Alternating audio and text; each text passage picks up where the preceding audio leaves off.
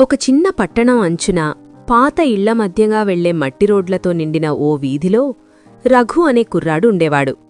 అతని జీవితంలో ప్రత్యేకంగా చెప్పుకునే గొప్పదనం ఏమీ లేదు. పెద్ద చదువుల్లేవు, పెద్ద పేర్లు లేవు, పెద్ద పరిచయాలు లేవు. కాని అతని కళ్లలో మాత్రం ఒక విచిత్రమైన వెలుగుండేది. అది ఆశ, కలలా, లేక మొండితనమా? ఎవ్వరికీ అర్థం కాదు.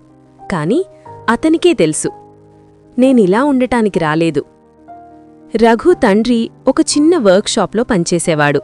రోజంతా ఇనుప ముక్కల మధ్య గడిపి సాయంత్రం ఇంటికొచ్చి అలసటతో నిశ్శబ్దంగా కూర్చునేవాడు. తల్లి కూలీ పనులకు వెళ్లేది. డబ్బు ఎప్పుడూ సరిపోదు. కలలు కొనాలంటే అవసరమైన ధర వాళ్ల దగ్గర ఉండేది కాదు. కాని రఘు మనసులో మాత్రం కలలెప్పుడూ కొరతగా లేవు. పట్టణంలో అందరూ ఒకటే మాటనేవారు, మనలాంటి వాళ్లకు ఇంతకంటే ఎక్కువ జరగదు. ఆ మాట రఘు చెవుల్లో ఎన్నోసార్లు పడింది. కాని ప్రతిసారీ అతని మనసులో ఒకే ప్రశ్న పుట్టేది, ఎందుకు జరగకూడదు? పాఠశాల రోజుల్లో అతను టాప్ స్టూడెంట్ కాదు. టీచర్లు కూడా అతన్ని పెద్దగా గమనించేవారు కాదు. కాని రఘు ఒక విషయం గమనించాడు. విజయవంతులైన ప్రతి ఒక్కరి వెనుక ఒక కథ ఉంది. ఆ కథల్లో సాధారణంగా కనిపించే ఒకే ఒక నిజం, మొదట్లో వాళ్లను ఎవ్వరూ నమ్మలేదు. 10వ తరగతి పూర్తయ్యాక చదువు ఆగిపోయింది. ఇంటి పరిస్థితులు అనుమతించలేదు. రోజులు గడిచే కొద్దీ రఘు కూడా తండ్రితో పాటు వర్క్షాప్కు వెళ్లడం మొదలుపెట్టాడు. ఇనుప ముక్కలు ఎత్తడం, చేతులు కాల్చుకోవడం, చెమటతో బట్టలు తడవడం, ఇదే జీవితం అనిపించేలా రోజులు గడిచాయి. ఒకరోజు వర్క్షాప్లోకి ఒక వ్యక్తి వచ్చాడు. అతను పట్టణంలో కొత్తగా ఒక కంపెనీ మొదలుపెట్టాడు. చిన్న మాటల మధ్య తన జీవితం గురించి చెప్పాడు. పేదరికం, అపజయం, నిరాశ, మళ్లీ లేచిన కథ. ఆ మాటలు రఘు హృదయంలో ఎక్కడో లోతుగా పడిపోయాయి. ఆ రోజు రాత్రి రఘు నిద్రపోలేదు.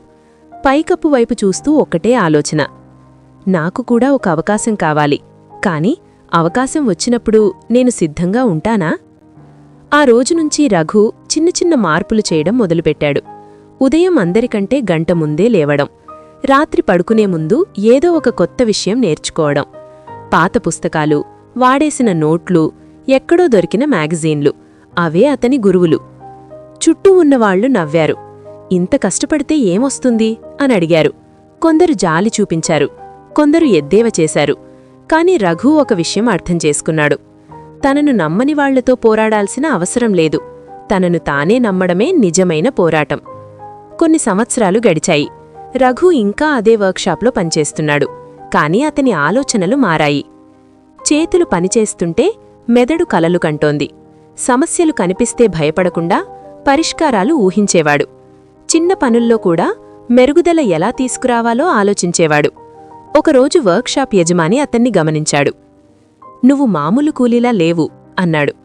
ఆ మాట రఘుకి బహుమతిలాంటిది. ఆ రోజు ఇంటికి వెళ్లి తల్లికి చెప్పాడు. తల్లి చిరునవ్వుతో ఒక్కటే చెప్పింది, నీమీద నీకు నమ్మకముంటే చాలు నాన్నా. ఆ మాటలు రఘుని ఇంకా ముందుకు నడిపించాయి. పనైపోయాక మిగిలిన సమయాన్ని ఉపయోగించి కొత్త ఐడియాలను పరీక్షించడం మొదలుపెట్టాడు. మొదట్లో అన్నీ విఫలమయ్యాయి.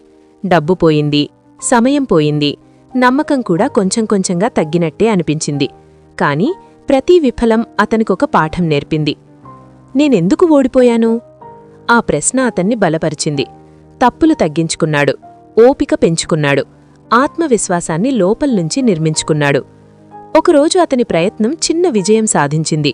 పెద్దగా ఎవరికీ తెలియదు, పేపర్లో రాలేదు, సోషల్ మీడియాలో ట్రెండ్ కాలేదు.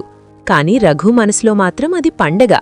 ఎందుకంటే అది అతని శ్రమకు వచ్చిన మొదటి నిజమైన సమాధానం. ఆ చిన్న విజయం అతనికి పెద్ద ధైర్యమిచ్చింది. ఇక వెనక్కి తిరిగి చూసే అవసరం లేదనిపించింది. మెల్లగా అతను తన జీవితాన్ని మార్చుకునే దారిలో నడవడం మొదలుపెట్టాడు. పరిస్థితులు ఇంకా కఠినంగానే ఉన్నాయి.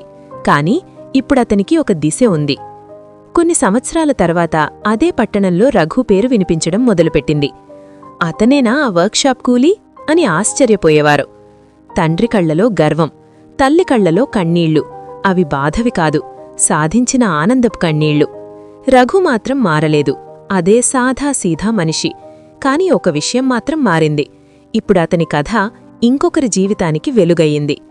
ఎవరో ఒక చిన్న కుర్రాడు చీకట్లో నిలబడి నాకూ అవకాశముందా అని అడిగితే రఘు నవ్వుతూ చెప్పేవాడు.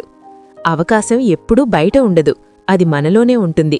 మనం లేవకపోతే, ప్రయత్నించకపోతే, నమ్మకపోతే అది ఎప్పటికీ కనిపించదు.